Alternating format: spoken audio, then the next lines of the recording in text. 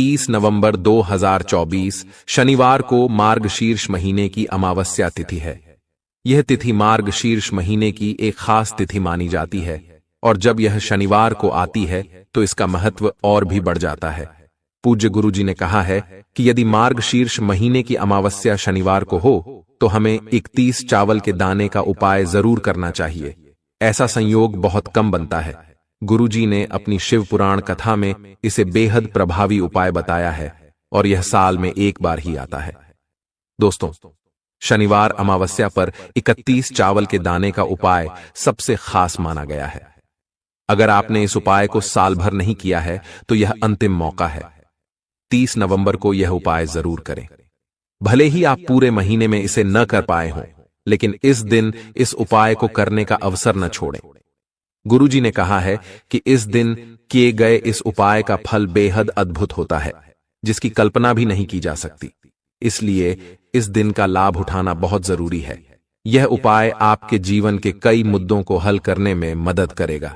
पंडित जी ने हाल ही में अपनी श्री शिव महापुराण कथा में इस उपाय का उल्लेख किया है। इस वीडियो में हम इसे इस तरह से समझाएंगे कि आपको कहीं और से जानकारी लेने की जरूरत नहीं पड़ेगी। तो चलिए दोस्तों, इस खास उपाय को जानने के लिए हम आगे बढ़ते हैं। मार्गशीर्ष महीने की अमावस्या का यह दिन इतना विशेष है कि इस दिन किए गए छोटे से उपाय से वे इच्छाएं भी पूरी हो जाती हैं, जो बड़े बड़े अनुष्ठानों से भी पूरी नहीं हो पाती, वो भी इस छोटे से उपाय से पूरी हो जाती है। और बहुत सारे लोगों ने इस उपाय को आजमाया है और उन्हें इसका लाभ भी मिला है। यदि आप भी इस उपाय को करना चाहते हैं तो पहले इसे अच्छी तरह से समझ लें और ध्यान से सुनें। इसके बाद ही इसे करें। इस उपाय का फल आपको अवश्य मिलेगा। इस उपाय को करने से आपके घर में चल रही किसी भी तरह की समस्या, चाहे वह कितनी भी बड़ी क्यों ना हो, दूर हो सकती है। कभी कभी हमें यह भी नहीं पता होता कि समस्या का कारण क्या है। यह पितृदोष हो सकता है या मंगल दोष जैसे किसी अन्य कारण से भी हो सकता है। ऐसे में इस दिन इस उपाय को करना बहुत ही लाभकारी होता है।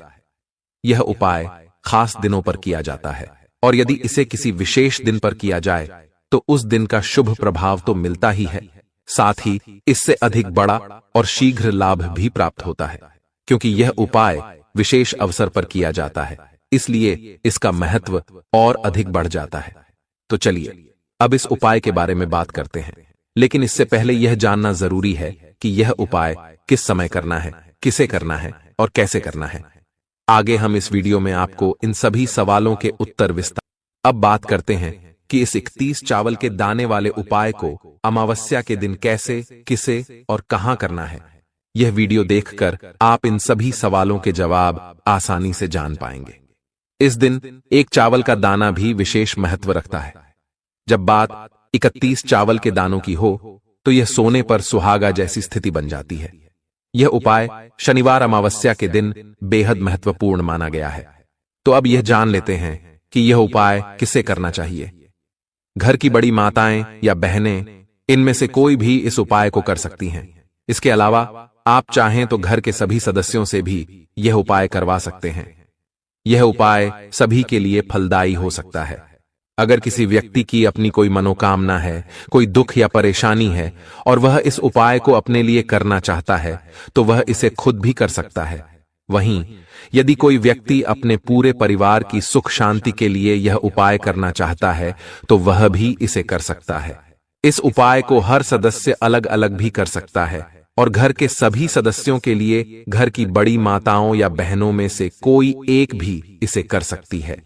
अगर घर की माताएं या बहनें उपलब्ध नहीं हैं या वे इस उपाय को करने में असमर्थ हैं तो घर का कोई बड़ा सदस्य भी, चाहे वह पुरुष ही क्यों ना हो, इस 31 चावल के दाने वाले उपाय को कर सकता है। इसमें किसी तरह की कोई बाधा नहीं है।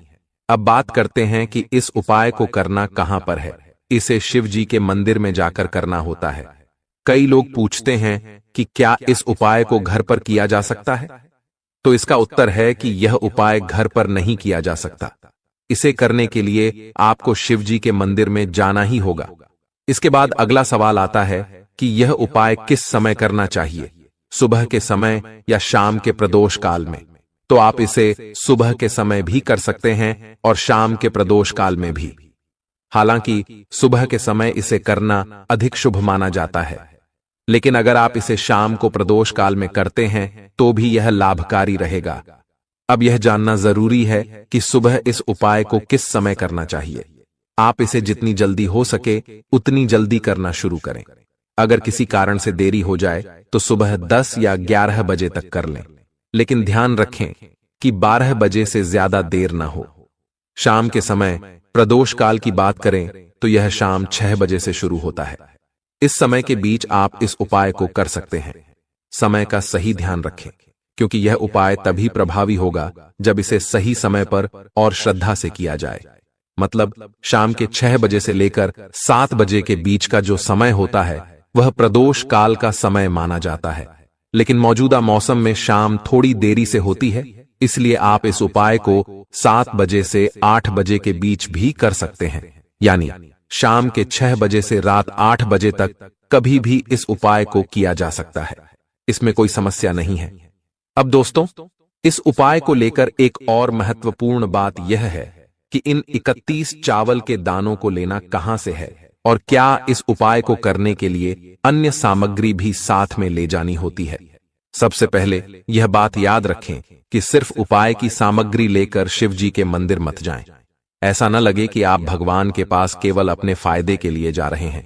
इसलिए जो भी पूजा सामग्री हो उसे साथ लेकर जाएं। यदि आप सुबह के समय यह उपाय कर रहे हैं तो एक लोटा जल जरूर साथ ले जाएं। अगर वह जल मिट्टी के बर्तन में हो तो और भी अच्छा रहेगा।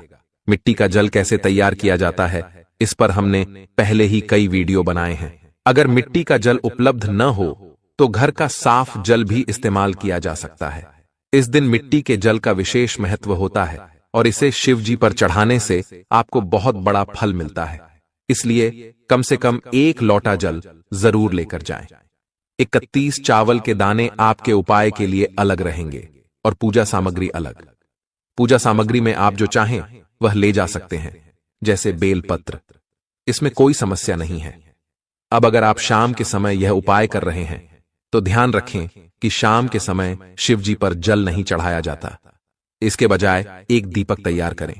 यह दीपक गेहूं के आटे से बना हो और शुद्ध देसी गाय के घी का हो।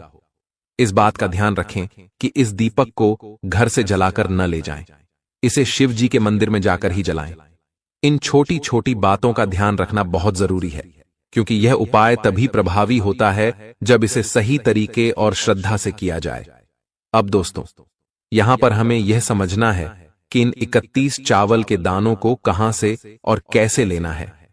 क्या इन्हें दुकान से लाना है, घर से लेना है या किसी और जगह से, और कौन से चावल का चुनाव करना चाहिए, क्योंकि चावल कई प्रकार के होते हैं। तो देखो, इस उपाय के लिए यह जरूरी नहीं है कि कौन सा चावल हो। बस यह ध्यान रखें कि चावल साबुत होना चाहिए। टूटे, कटे फटे या दाग लगे चावल न लें। चाहे चावल बासमती हो, सादा हो या किसी अन्य प्रकार का, कोई फर्क नहीं पड़ता। सीधी सी बात है, आप अपने रसोई घर से चावल ले सकते हैं। जहां भोजन बनाया जाता है वहां मौजूद चावल में से 1 कटोरी या 1 मुट्ठी चावल अलग कर लें। अब उसमें से 31 साबुत चावल के दाने गिनकर अलग निकालें। ध्यान रखें कि ये दाने बिल्कुल सही हों, टूटे हुए या खराब ना हो। निकाले गए चावल के इन 31 दानों को किसी कागज की पुड़िया या छोटी कटोरी में रख लें, ताकि ये सुरक्षित रहें और कोई दाना इधर उधर ना हो। इससे आपका उपाय सही तरीके से हो सकेगा। अब जब आपकी सामग्री तैयार हो जाए तो अगर सुबह उपाय कर रहे हैं तो 1 लोटा जल और बेलपत्र जैसी पूजन सामग्री भी साथ ले जाएं।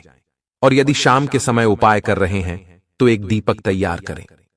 यह दीपक गेहूं के आटे का हो और उसमें शुद्ध देसी गाय का घी इस्तेमाल किया जाए। उपाय करते समय शुद्धता का विशेष ध्यान रखें। सुबह के समय स्नान करके ही उपाय करें। अगर शाम के समय प्रदोष काल में उपाय कर रहे हैं तो स्नान जरूरी नहीं है, लेकिन शुद्धता बनाए रखने के लिए हाथ मुंह धोकर ही इस उपाय को करें। इस बात को याद रखना बहुत जरूरी है, क्योंकि शुद्धता से ही उपाय का प्रभाव बढ़ता है। लेकिन इसमें कोई समस्या की बात नहीं है। आप अपनी पूरी सामग्री तैयार करें और अपने पास के शिव मंदिर पहुंच जाएं। मंदिर पहुंचने के बाद सबसे पहले भगवान शिव के दर्शन करें और उनसे आशीर्वाद प्राप्त करें। इसके बाद शिवलिंग के पास जाएं। जो भी पूजन सामग्री आपने लाई है, जैसे सुबह के समय लौटा, जल और अन्य सामग्री, उनका उपयोग करें। सबसे पहले शिवलिंग पर एक लोटा जल अर्पित करें। फिर श्री शिवाय नमस्तुभ्यम का जाप करते हुए एक बेलपत्र शिवलिंग पर चढ़ाएं। इसके बाद बाकी पूजन सामग्री अर्पित करें। यदि आप यह उपाय शाम के समय कर रहे हैं तो एक गोल बाती का दीपक जो आपने अपने साथ लाया है उसे मंदिर में माचिस से जलाएं और शिवलिंग के पास रखें। ध्यान रखें कि दीपक बहुत पास न रखें ताकि शिवलिंग को गर्मी न लगे। पूजा अर्चना पूरी होने के बाद शिवलिंग के पास ही कहीं आराम से बैठ जाए। अब अपने 31 चावल के दानों को अपने सामने निकाल लें। यह उपाय सीधे हाथ की हथेली से करना है, इसलिए इस बात का ध्यान रखें। जब आप इस विधि से उपाय करेंगे तो आपको इसका फल जल्दी और अधिक प्रभावशाली रूप में प्राप्त होगा। अपनी कागज की पुड़िया या कटोरी में रखे चावल के दाने निकालें और उपाय की प्रक्रिया शुरू करें। इस प्रक्रिया में ध्यान और श्रद्धा बनाए रखें ताकि आपको पूर्ण लाभ मिल सके। कागज की पुड़िया को खोलकर अपने सामने रख लें। अगर चावल कटोरी में है तो उसे भी अपने सामने रखें और 31 साबुत चावल के दाने निकाल लें। अब शिवलिंग के सामने बैठें और उन 31 चावल के दानों को एक एक करके शिवलिंग पर चढ़ाएं। ध्यान रखें कि चावल का दाना सिर्फ शिवलिंग पर ही चढ़ाना है। अगर चावल जलाधारी पर गिर जाए तो कोई समस्या नहीं है, लेकिन हर चावल को शिवलिंग पर ही चढ़ाएं। चावल चढ़ाते समय हर बार श्री शिवाय नमस्तुभ्यम मंत्र बोलें। पहले चावल का दाना उठाएं, मंत्र पढ़ें और शिवलिंग पर चढ़ा दें। फिर दूसरा दाना उठाएं, मंत्र बोलें और चढ़ा दें। इस तरह से एक एक करके 31 चावल के दाने शिवलिंग पर चढ़ाते जाएं। जब आप आखिरी चावल का दाना चढ़ा रहे हों तो अपनी मनोकामना को मन में प्रकट करें।